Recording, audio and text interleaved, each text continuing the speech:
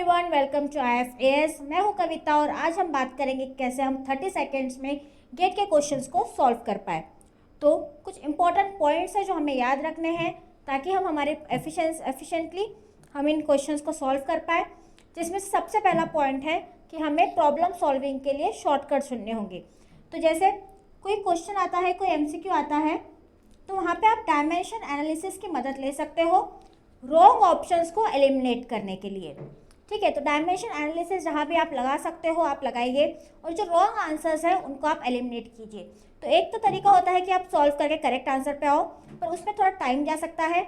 अगर आप थोड़े आपके कंसेप्ट थोड़े क्लियर है, आपके कंसेप्ट थोड़े स्ट्रॉन्ग है, तो आप इजीली डायमेंशन एनालिसिस की मदद से जो रॉन्ग ऑप्शंस है उनको आप ये कर सकते हो, निगलेक्ट कर सकते हो या एलिमिनेट कर सकते हो और आप जो करेक्ट आंसर है उस पर आ जाओगे।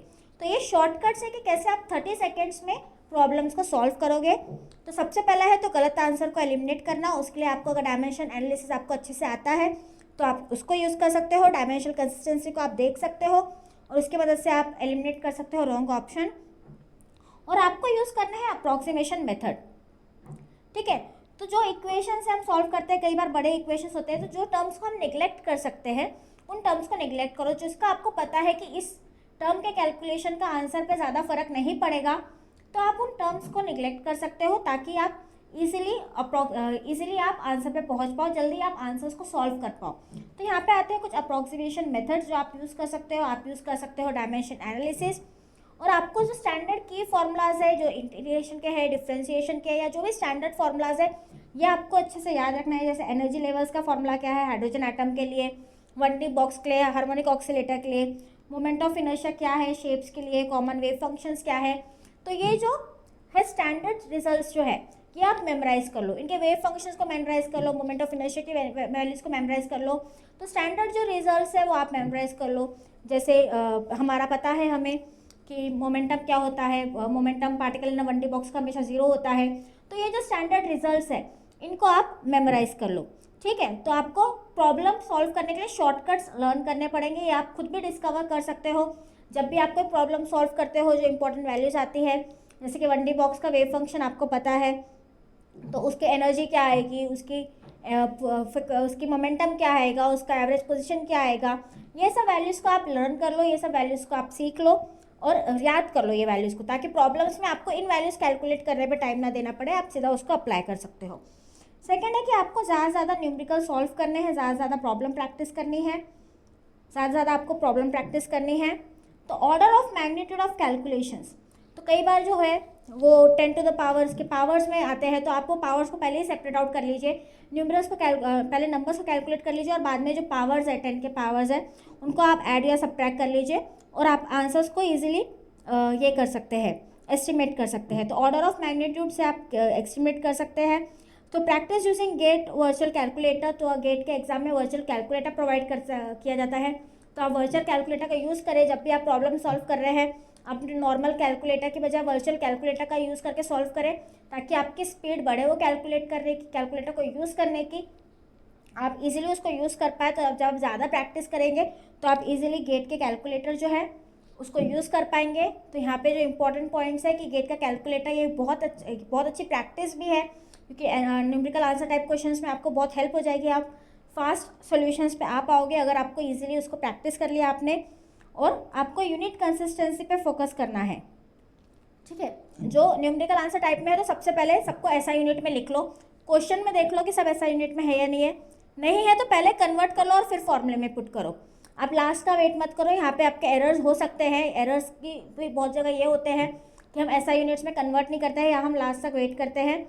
सो कोई भी प्रॉब्लम सॉल्व करो तो 10 सेकेंड लगेंगे, बस वो प्रॉब्लम का गिवन रख लो।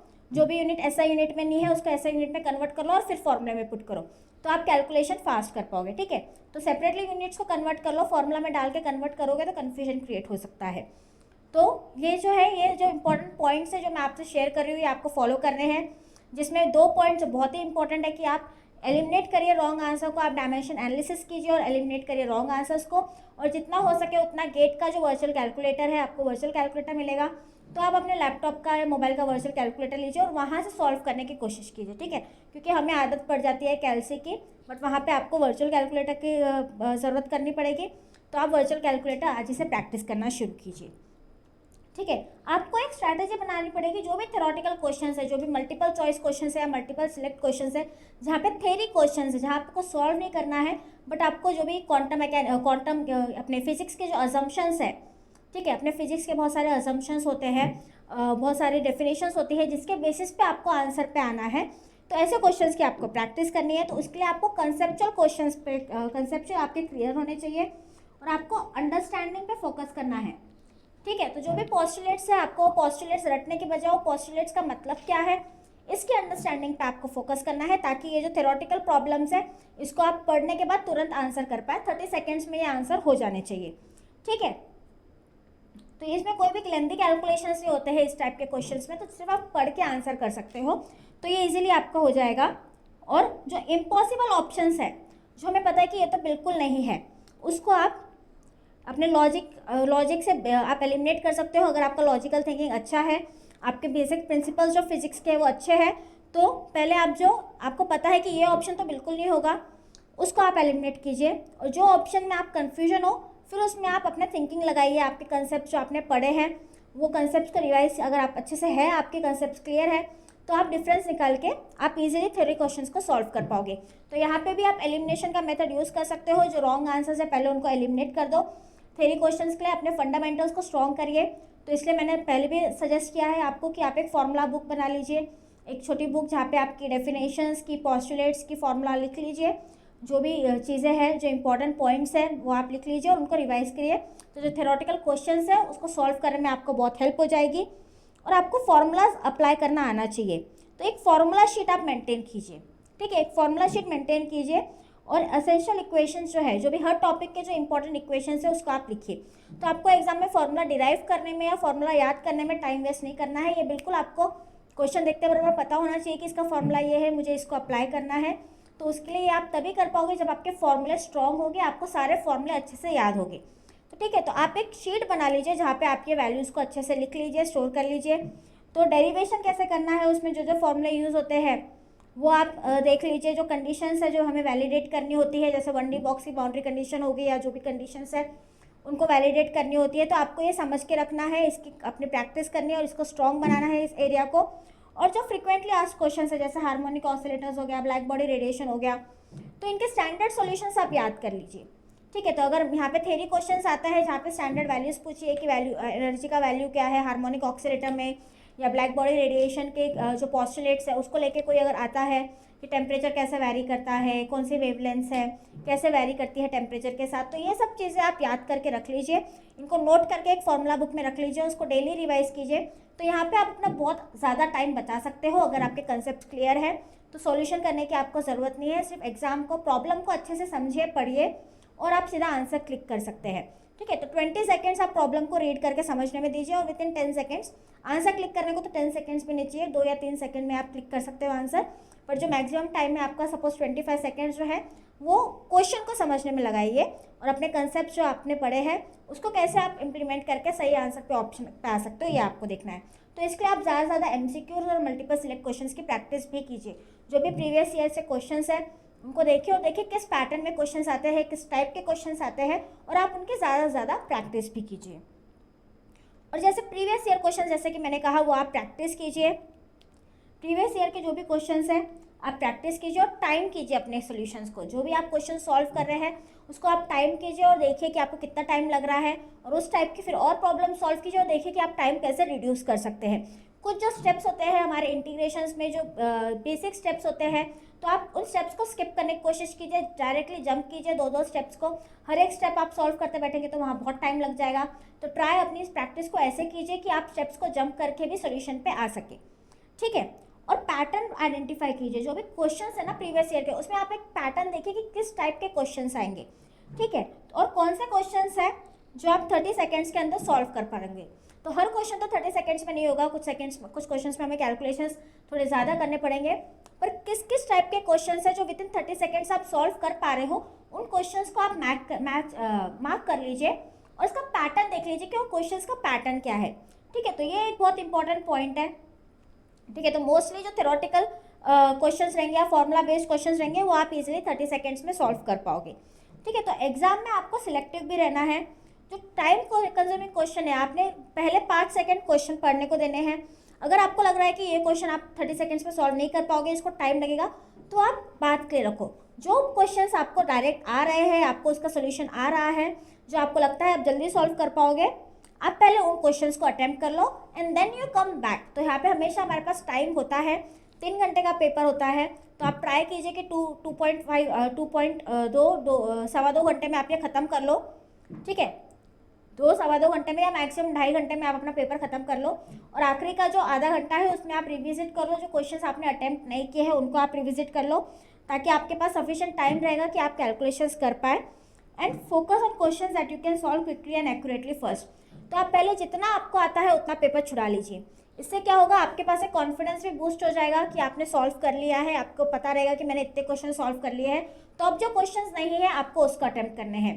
अगर आपको कोई क्वेश्चन सॉल्व करने में डिफिकल्टी हो रही है और आप उसी पे बहुत ज़्यादा टाइम डाल रहे हो, तो आप मेंटली भी स्ट्रेस होंगे, आपको स्ट्रेस आएगा, आपको एंजाइटी होगी कि आपके इतने सारे क्वेश्चंस बचे और आप अभी तक एक ही क्वेश्चन पे अटके हो।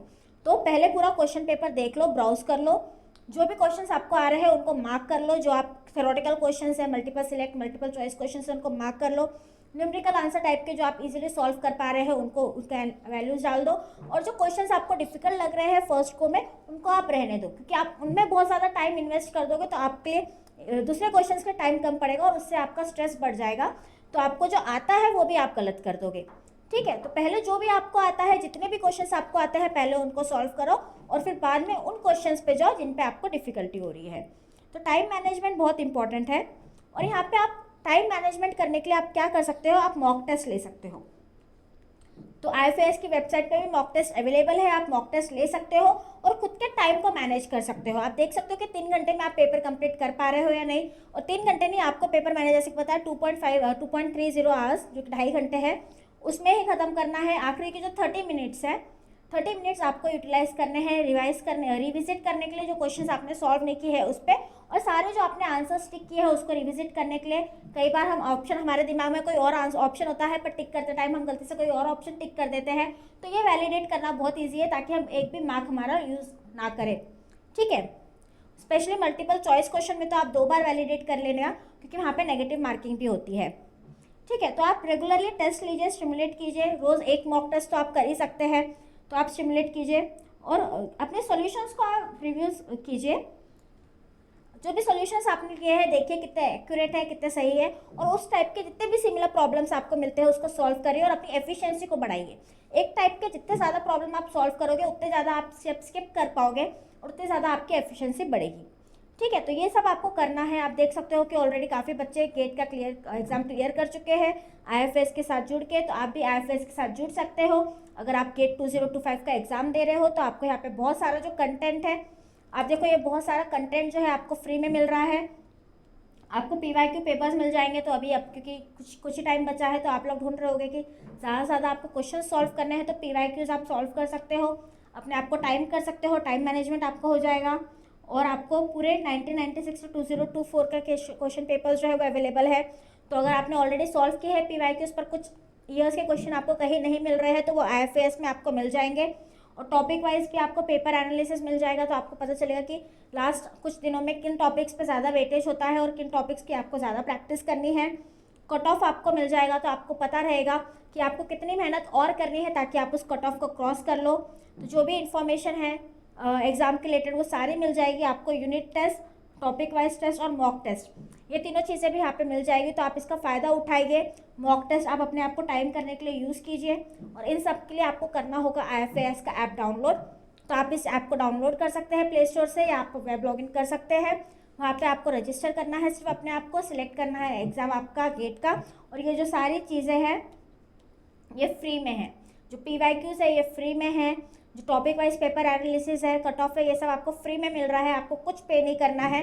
So make the most of it. कुछ ही दिन बचे हैं एग्जाम में, तो अभी आप आलस मत कीजिए, जल्दी से IFAS का ऐप डाउनलोड कीजिए और इन क्वेश्चंस को सॉल्व कीजिए। और साथ ही में अभी टेस्ट सीरीज़ हमने लॉन्च किया है जो कि है सिर्फ 99 रुपीज़ में, तो ये सीरीज़ भी आप यूज़ कर सकते हो। आपको यूज़ करना है IFAS कोड 30, ये इसका जो कोड है यहाँ पे मैं लिख देती हूँ, इसका कोड है IFAS 30। ये कोड आपको यूज़ करना है और आपको मिल जाएगा test series at only 99 rupees. तो ये टेस्ट सीरीज़ आप सॉल्व कर सकते हो। यहाँ पे ऑलमोस्ट 31 टॉपिक वाइज टेस्ट है और 3 मॉक टेस्ट है, तो इतना आपको मिल जाएगा। 31 टॉपिक वाइज टेस्ट और 3 मॉक टेस्ट से इतना आपको मिल जाएगा और इतना डेटा आपको सफिशेंट है कि आप अपनी पढ़ाई को और स्ट्रॉन्ग कर सको। तो ये आप यूज़ करो अपनी पढ़ाई को और स्ट्रॉन्ग करने के लिए। और यहाँ पे वीकली चैलेंजेस भी होते हैं, संडेज़ को आप देख सकते हो वीकली चैलेंजेस भी होते हैं, तो आप ये भी कर सकते हो। यहाँ पे आप मॉक टेस्ट ले सकते हो वीकली, CSR नेट या गेट जो भी आपके एग्ज़ाम्स हैं उनके लिए आप वीकली मॉक टेस्ट ले सकते हो। बाकी आज के वीडियो में बस इतना ही। आपको अगर कोई भी डाउट हो, प्रिपरेशंस कैसे करनी है या आपको कोई और टॉपिक पे इन्फॉर्मेशन चाहिए तो आप कमेंट में बता सकते हो, मैं उस पर वीडियो बना दूँगी। तो all the best for your exams, wish you all the best for your exams. IFAS को इंस्टॉल कीजिए। मेरा आपको वीडियो पसंद आया तो लाइक कीजिए, चैनल को सब्सक्राइब कीजिए। Till then bye bye.